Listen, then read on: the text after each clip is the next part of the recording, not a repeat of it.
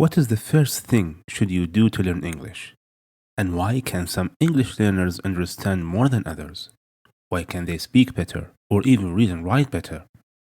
The whole answer is about the first step that makes all the difference, which is the topic of today. Let's start.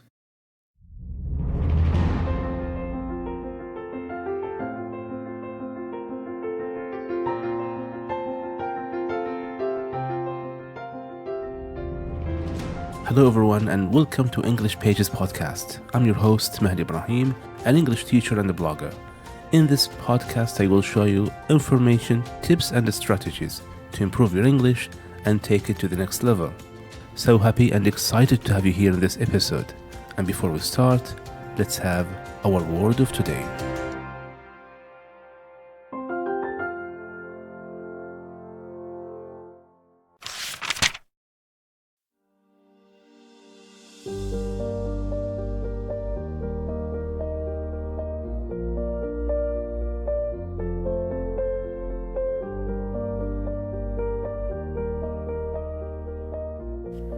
Our word of today is lucrative. Lucrative. Lucrative.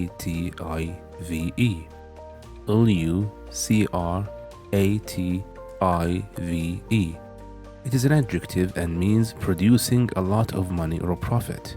So, if something can produce a large amount of money or profit, you can describe it as lucrative.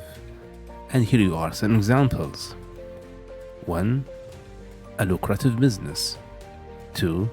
Students must learn some lucrative skills to have a great future. 3. People are looking for lucrative careers to be able to buy what they need.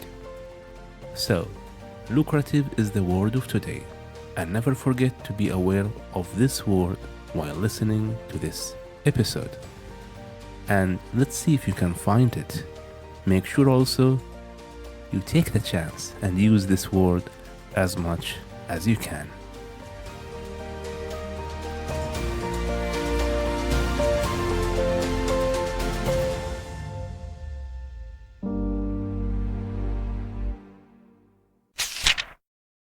Welcome back.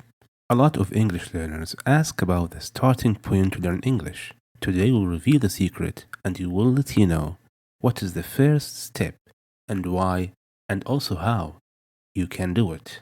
Do you know what is it? Believe me, it will change the game. It is collecting as much vocabulary as you can.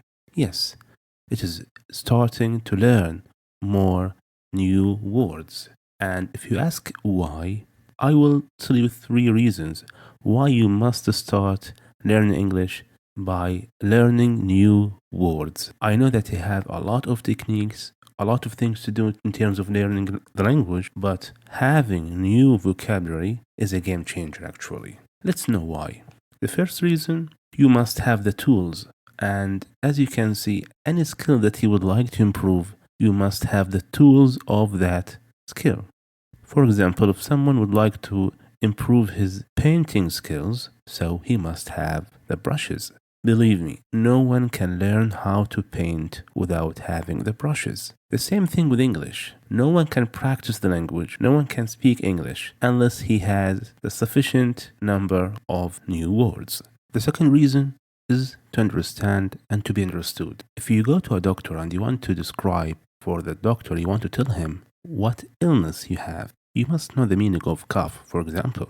You are not going to act for the doctor because acting is not a language. We want you to speak English. We want you to communicate using the language, not acting. If you want a spoon or a knife or a fork, you must know that a fork is a fork and a knife is a knife. Remember, your job is to learn new words so that you can understand and you can be understood. You can communicate using the language. Now, the third reason why you must start by learning new words or the words in general can be considered as a small unit in the language. What I mean, that when you have a number of words together, you will have sentences. And with sentences, you will have a speech. You will communicate with others. That's it. So, I want you to remember that a word is a small unit, but these words will form sentences, and these sentences will form questions, communication with others, and your speech. So beware of the number of words that you have, and never forget to collect as much vocabulary as you can. And I know that each one of you want to improve your English, and English is necessary to have a job. And if you want a lucrative one, remember that having new words, a lot of words, will make you a great English speaker. So start now. Now, as you can see, we talked about why learning new words is important. Now let's talk about how can you learn and how can you collect new words. Actually, there are 3 steps. The first one, you must get a dictionary. Believe it or not, some English learners want to improve their English vocabulary without having a dictionary. I'm so sorry to tell you, you are going to make things complicated, because the first step actually is to have a dictionary, either a paper one or a digital one, on your mobile or on your desk. The choice is yours, although I recommend that you have both of them, one on your smartphone and the other on your desk, because each one of them has its own significance and importance. Once you have a dictionary, you can find the meaning of the words that you encounter while listening or reading, and you can translate the words you want to know the meaning of. And the second step, get a notebook. And you may wonder, why should I get a notebook?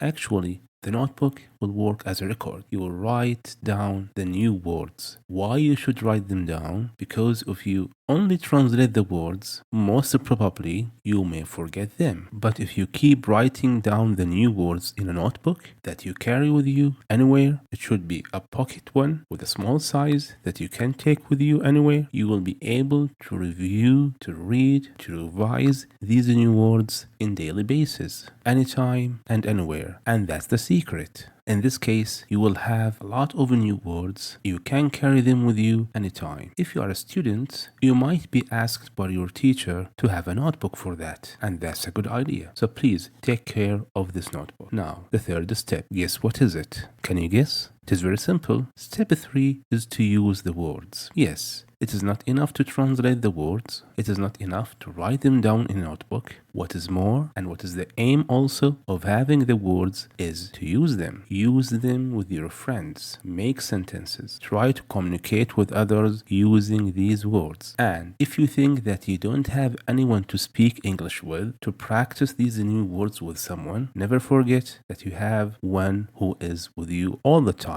Do you know who is he? He is you. Yes, you. You are with yourself all the time. So try to practice these words with yourself and never be shy of this, because it is a key of English improvement.